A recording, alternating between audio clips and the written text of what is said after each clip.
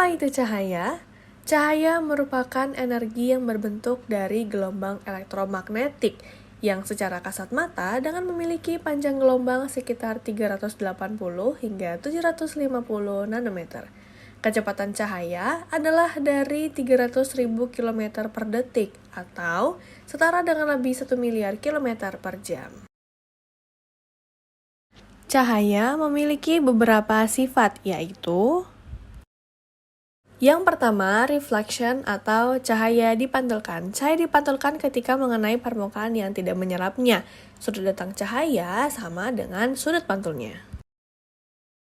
Yang kedua ada refraction atau pembiasan. Terjadi ketika cahaya melewati medium yang berbeda kerapatan optiknya, misal dari udara ke air, menyebabkan arah dan kecepatan cahaya menjadi berubah. Selanjutnya ada absorpsi atau penyerapan cahaya. Terjadi ketika gelombang cahaya mengenai suatu materi dan sebagian atau seluruh energinya diserap oleh materi tersebut. Selanjutnya adalah difraksi. Difraksi terjadi ketika cahaya melewati celah sempit atau tepi suatu objek dan mengalami pembelokan sehingga menghasilkan pola interferensi. Cahaya ultraviolet atau sinar UV. Sinar UV ini adalah radiasi elektromagnetik dengan panjang gelombang yang lebih pendek dari cahaya tampak tetapi lebih panjang dari sinar X. Sinar UV ini terbagi menjadi 3 jenis. Yang pertama yaitu sinar UVA dengan panjang gelombang 320 hingga 400 nanometer dengan frekuensi 7,5 kali 10 pangkat 14 hingga 9,4 kali 10 pangkat 14. Yang kedua yaitu sinar UVB dengan panjang gelombang 280 hingga 320 nanometer dengan frekuensi 9,4 kali 10 pangkat 14 hingga 1,07 kali 10 pangkat 15. Yang ketiga itu sinar UVC dengan panjang gelombang yaitu sekitar 1 sampai 200 nanometer dengan frekuensi 1,07 kali 10 pangkat 15 hingga 3 kali 10 pangkat 15. Yang kedua itu adalah cahaya tampak. Cahaya tampak ini adalah bagian spektrum elektromagnetik yang dapat dilihat oleh mata manusia dengan panjang gelombang 400 hingga 700 nanometer. Yang ketiga itu cahaya inframerah. Cahaya inframerah ini memiliki panjang gelombang yang lebih panjang dari cahaya tampak yang biasanya lebih dari 700 nanometer. Cahaya inframerah ini terbagi menjadi cahaya inframerah dekat dengan panjang gelombang yaitu sekitar 700 nanometer hingga 1 mm dengan frekuensi 3 kali 10 pangkat 14 hingga 4,3 kali 10 pangkat 14. Aplikasi cahaya tampak yang pertama yaitu menggunakan direct ophthalmoscope. Direct ophthalmoscope adalah alat portable untuk memeriksa retina, diskus optikus, dan pembuluh darah mata. Adapun manfaat dari direct ophthalmoscope tersebut yakni yang pertama, mendiagnosis penyakit mata seperti retinopati diabetik, glaukoma, dan degenerasi makula. Yang kedua, mengidentifikasi perubahan diskus optikus untuk mendeteksi neuropati optik atau papilodema. Yang ketiga, mengevaluasi dampak hipertensi dan diabetes pada pembuluh darah retina. Alat berikutnya adalah otoskop. Otoskop merupakan alat medis untuk memeriksa telinga, khususnya saluran telinga dan gendang telinga. Adapun manfaat dari otoskop yakni yang pertama, mendiagnosis infeksi telinga, yang kedua, memeriksa kerusakan gendang telinga, yang ketiga, mengidentifikasi penyumbatan atau benda asing, yang keempat, menilai gangguan pendengaran. Alat yang berikutnya yaitu endoskop. Endoskop merupakan alat medis untuk melihat organ dalam tubuh tanpa melakukan pembedahan besar.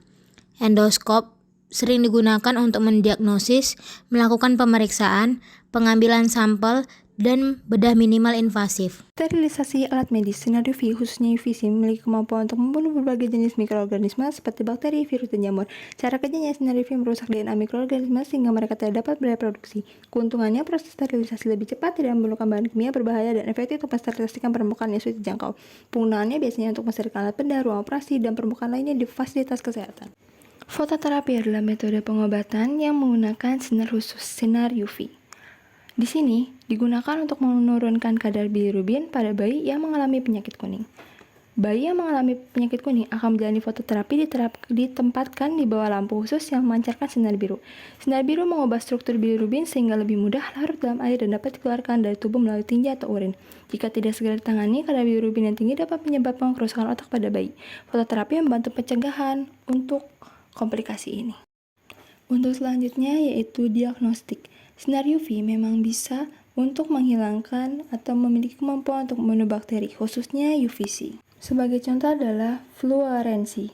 Prinsipnya, banyak bakteri dan jamur menghasilkan pigmen yang berfluoresensi mengeluarkan cahaya ketika terkena sinar UV. Biasanya digunakan untuk dermatologi atau mendeteksi infeksi jamur pada kulit seperti tinea vesicolor. Ketika kulit yang terinfeksi disinari dengan lampu wood, sejenis lampu UV, jamur akan terlihat berwarna cerah. Kedua, digunakan untuk mikrobiologi, yaitu mendeteksi bakteri tertentu dalam sampel klinis. Penggunaan sinar UV ini harus dilakukan dengan hati-hati dan sesuai dengan prosedur yang benar. Paparan sinar UV yang berlebihan dapat membahayakan bagi kulit dan mata.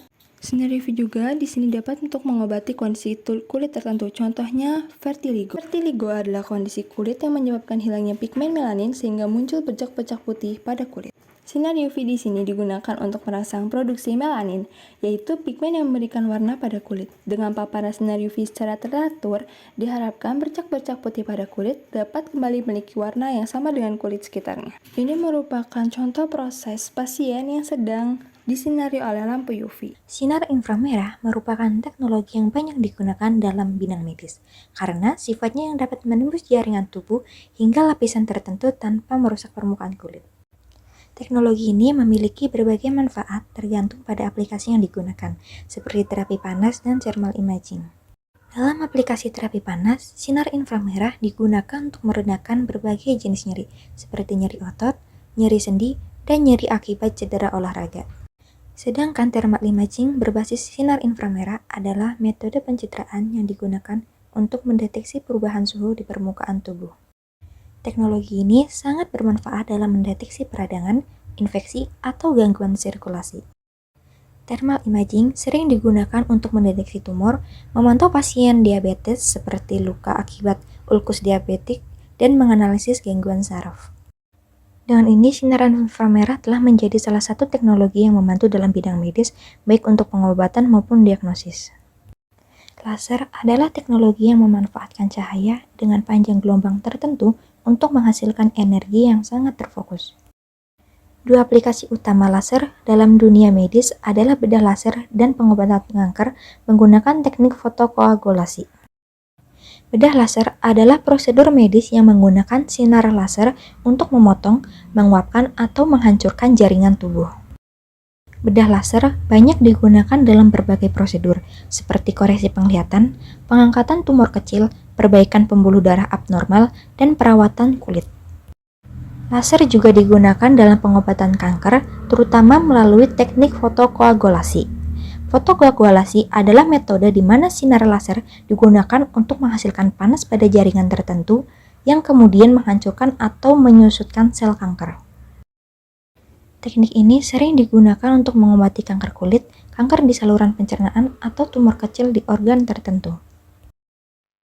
Apakah kamu tahu, mikroskop adalah alat vital dalam dunia medis? Alat ini membantu dokter dan ilmuwan memahami tubuh manusia hingga bagian yang paling terkecil. Dalam diagnosa penyakit, mikroskop digunakan untuk mengidentifikasi bakteri, virus, atau parasit dari sampel tubuh. Selain itu, mikroskop juga membantu mendeteksi sel kanker melalui biopsi serta menganalisis darah untuk penyakit seperti malaria dan leukemia. Lalu, mikroskop juga digunakan untuk mempelajari jaringan dan sel. Histologi membantu memeriksa pola penyakit dalam jaringan, sedangkan sitologi digunakan untuk mendeteksi kanker dini seperti kanker serviks. Lalu dalam operasi mikroskop memungkinkan presisi yang sangat tinggi seperti pada bedah saraf, operasi mata, atau menjahit pembuluh darah, dan saraf kecil dalam operasi rekonstruktif. Dengan adanya teknologi yang terus berkembang, mikroskop menjadi kunci utama dalam meningkatkan kualitas kesehatan dan kehidupan kita. Luar biasa bukan?